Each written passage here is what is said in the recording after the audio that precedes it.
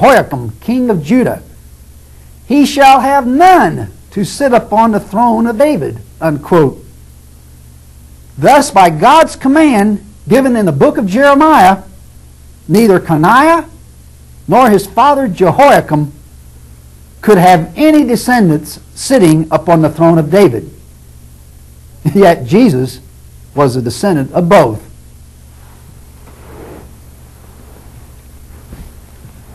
Fourth, Luke 3:31 shows that Nathan was an ancestor of Jesus. But Nathan and all of his descendants were excluded from any claim to the throne of to the throne of David, because Nathan's brother Solomon was chosen instead to carry on the legacy. This is proven by 1 Chronicles 29:1, which says, quote, David the king said to all the congregation, Solomon my son, whom alone God hath chosen, unquote. And 1 Chronicles 28:5, which says, quote, of all my sons, and the Lord has given me many sons, this is David speaking, he has chosen Solomon my son to sit upon the throne of the kingdom of the Lord over Israel, unquote. So we have another reason for Jesus being unqualified to claim the Messiahship. He couldn't be the Messiah. He's descended from Nathan. Fifth, according to prophecy, the Messiah must be a physical descendant of David according to the flesh.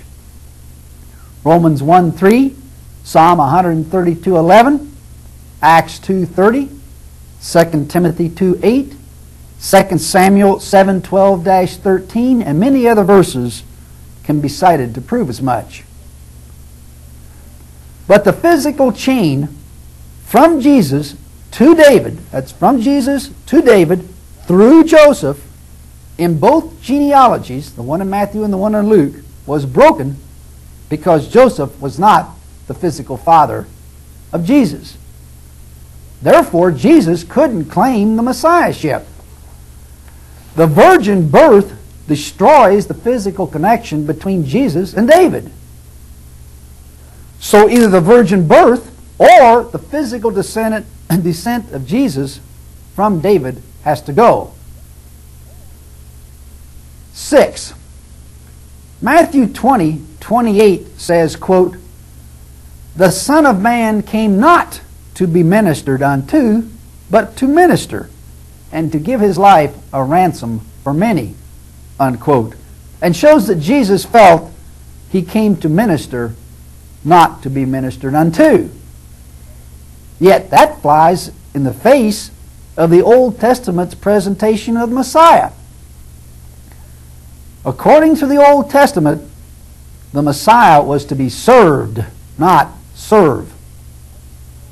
Psalm 72:11 says, quote, yea, all kings shall fall down before him. All nations shall serve him. Daniel 7:14 says, all people, nations, and languages should serve him. His dominion is an everlasting dominion which shall not pass away. And Daniel 7:27 says, quote, whose kingdom is an everlasting kingdom, and all nations and dominions shall serve and obey him, unquote. 7th, according to Scripture, Elijah's coming was to precede the Messiah's arrival, and Jesus said in Matthew 17:11-13 that John the Baptist was the predicted Elijah. Two problems immediately arise from this claim. A, in John 1:21, John the Baptist flatly stated he was not the predicted Elijah. And who's in a better position to know, him or Jesus? And B, the arrival of John the Baptist did not usher in the era of peace, love, and prosperity that was predicted in Luke 1:17 and Malachi 4:5. Eighth and lastly, there are several problems with connecting the Messiahship to Jesus. A, nowhere in the Old Testament is the power to redeem from sin and the authority of spiritual salvation attributed to the Messiah. B, nowhere does the Old Testament mention the Messiah's power and glory in heaven or say the Messiah is God. C, nowhere does God claim to be a man or the Son of Man. In fact, Numbers 23:19 specifically states, quote, God is not a man that he should lie, unquote.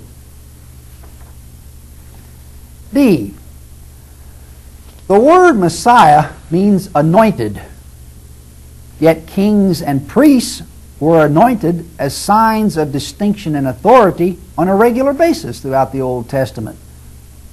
Leviticus 4:3 says, if the priest that is anointed do sin according to the sin of the people, unquote.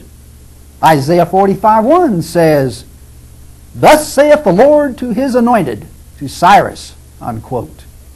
And 2 Samuel 23:1 says, now these are the last words of David, the anointed of the God of Jacob, unquote.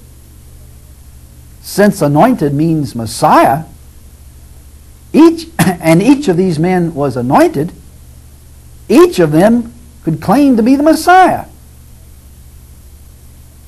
E, and lastly, the Messiahs, or anointed of the Old Testament, were not immune from sin, nor did they claim equality with God.